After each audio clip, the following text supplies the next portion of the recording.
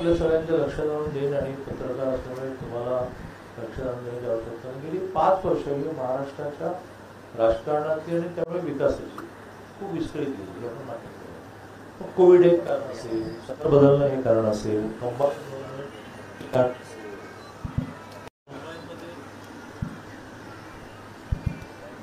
कंबाईनमध्ये बऱ्याच वेळेला प्रायोरिटीज बदलत जातात.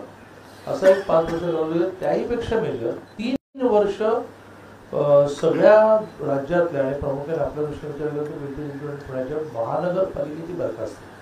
त्याच्यामुळे लोकप्रतिनिधी नसणं, सरकारी अधिकाऱ्यांनी महानगर चालवणं, त्याच्यामुळे रोज उठून नगरसेवक लोकल माणसाला जो अवेलेबल होता आणि त्याची समस्या मांडत होता तो सगळा ट्रॅकच बंद झाला.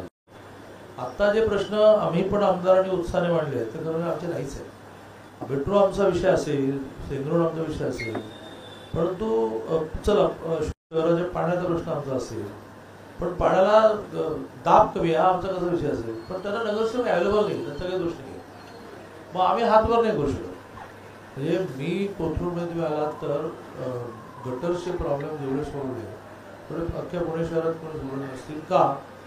मी असं उत्तर नाही देऊ शकत ना की तुम्ही माझ्या नगरसेवक, त्याला विचारायला नगरसेवक नाही त्या दिवसापासून महानगरपालिकेची बाई पण सलाम करणं बंद करतात.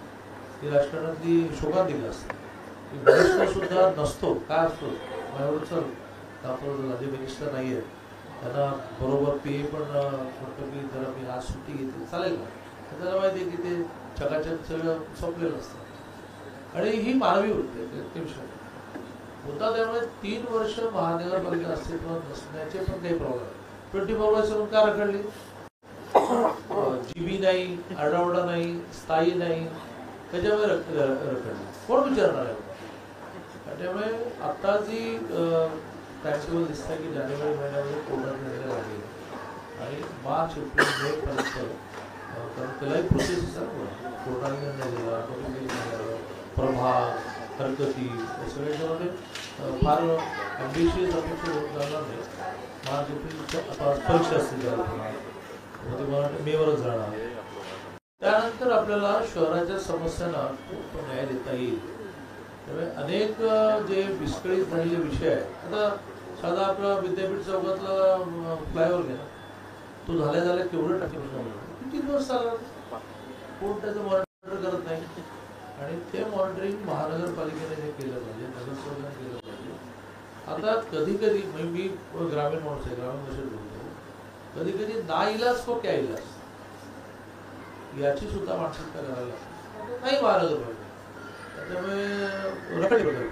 मला सांगा की 11 STP आपली जेव्हा पूर्ण होती, जे डिसेंबरमध्ये पूर्ण व्हायचे होते, त्या क्षणी 100 लिटर पाणी वापरले की 80 लिटर पाणी यूज होणार.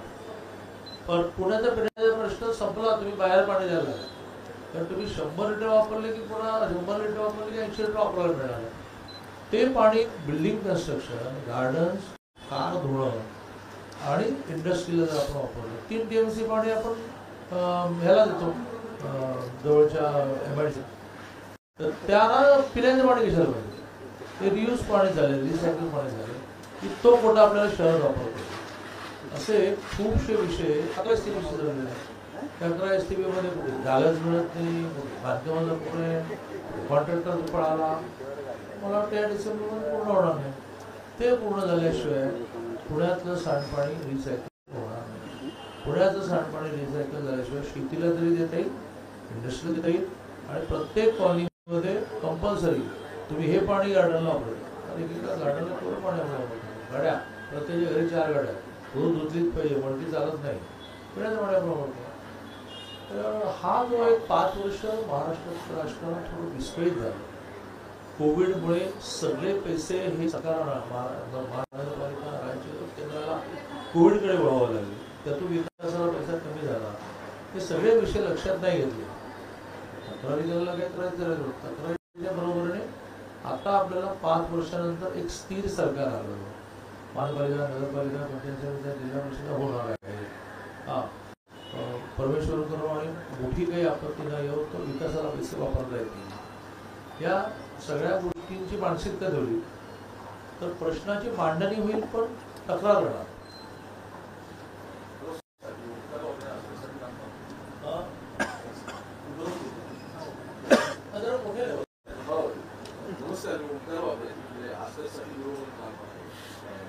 शेवटी महत्वाचं म्हणजे एकच सगळ्यांना अभिनंदन म्हणजे गेल्या 14 दिवसात नगरसेवकांचा उल्लेख करण्यात सध्या पालिका वगैरे सगळ्या डिझॉल्व्ह झाल्या. आता इंटरेस्टिंग गोष्ट या सगळ्यामध्ये अशी की नगरविकास खातं हे एकनाथ शिंदेकडे आहे. अर्थात ज्या निवडणुकांसाठी काही प्रमाणात वापरलं आहे ते बारामतीकडे गेलेलं आहे. अशा वेळी वाईड अँगलने प्रश्न उपस्थित राहतो तर पुण्याचा दादा कोण? ते ठरवणार आहे ठरव. Your part of the process म्हणून तुम्ही अगदी योग्य शब्दराव बोला. I am not a incharge of the process, I am the part of the process. आणि पार्ट ऑफ द प्रोसेसला ह्याचं भान असलं पाहिजे, I am the part of the process. त्यामुळे देवेंजी याचे